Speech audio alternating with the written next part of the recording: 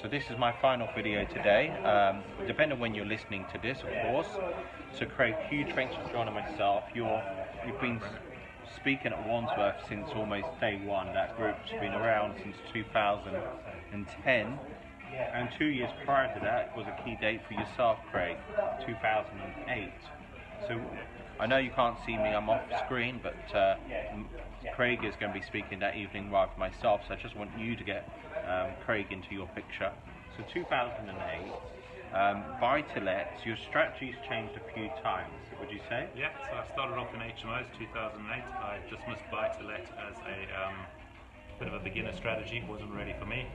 So I skipped that altogether, went straight into HMOs. It was also 2008, which, as you know, was not the best time to start investing. But yeah, that's how I started investing in this country. So you moved from HMOs back to buy-to-lets or to buy-to-lets? Yeah. So 2012, 13, somewhere around there, I got my British passport, which allowed me to go and get mortgages again. And with those, I basically started as a beginner. I went back, did some property education, and really said, how did the guys that became rock stars in the property world, how did 9 out of 10 of them kind of go about doing that?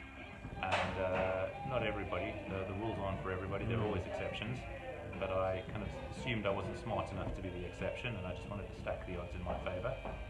And how did I do that? So I went back and looked, and most of the successful guys built their skills up on the little properties, and built their portfolios from there, and then went into bigger things.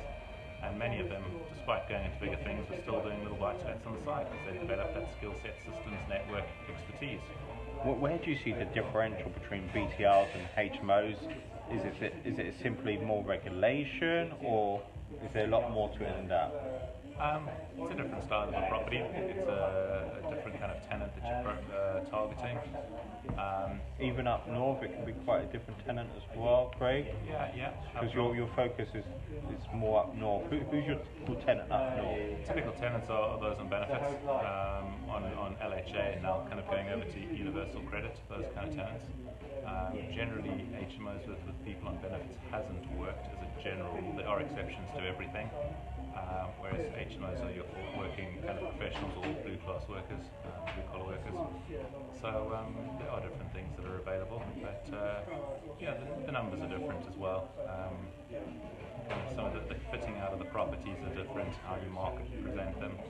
So a lot of similarities, but also some quite important differences that you've got to master. Look, some people are listening to this video and hearing the words up north, and you know, my experience of speakers in last year, I've had Stephen Green, who's based in the Middlesbrough area. So how far up north would you go? Well, when I went through my Superman phase where I thought I could do everything, I went up into Scotland. Okay, so slow down there.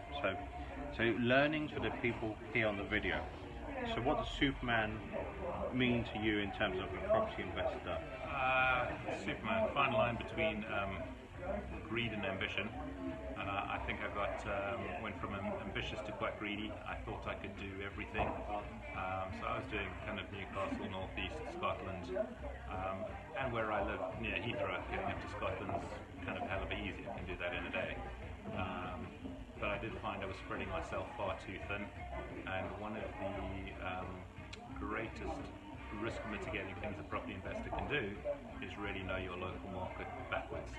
So know which streets the bad families are on, know which streets people want and demand, you know, where's the river under a town where every property's got damp in, you know, which properties were built at a certain time with cable water failures, so you just don't target that part of a town. You know, where all the flat roofs, that the properties are great, but you know, you're always going to have a leaking issue. So you really need to know your local market really well, and I call it my Superman phase where I ignored that and I thought I could do everything. What was it, literally trying to do too much on your own though? Yeah, trying to do too much on my little one-man army. And is it a little bit more than a one-man army now? It's still quite small. I've kept it like that. We've got a gentleman that works for me in a letting agency, but I'm making a lot more use of agents. I now, as a general rule, will only buy a property if we can get a letting agent to manage it, because I've just run out of time. So that's one of your, and I know we can go into a lot more detail, but I just want to give people an insight into you and also to the event on the 14th of November. which will be fantastic. So one of your rules is letting agents. Just explain that again. It's now become a rule, is that I will not buy a property unless I can give it to a letting agent. And I think property investing's got three kind of big pillars. So the one is you've got to find the deal, the second one is you've got to fund it, get the money for it, and the third one is you've got to manage it. Okay, so And I was doing all three of those. And we're now trying to concentrate on the first two, which is find the deal and fund the deal, and make sure that we manage it. So find and fund, of course, two key aspects of it. Just looking at the funding aspect, Craig. Yeah. How? Has your funding strategy changed since 2008 or 2012? Since 2012, no. I've used the kind of same strategy. I only have a little bit of money, a little bit of credit cards, a bit of overdraft. In fact, I didn't have overdraft, my partner did. For the dodgy South African passport, the banks pulled all of that. And to be fair, to this day, I still don't have an overdraft facility. But yeah, the little buy-to-lets that we'll be talking about. So ignore my ignorance here, but Yeah.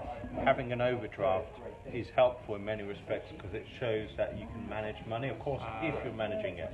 So from a credit score perspective, so when I first arrived in this country, yeah, having an overdraft was just one of the things that you wanted to do along with the electoral roll and the credit card. I took out an unsecured loan just to prove that I can borrow money and pay it back.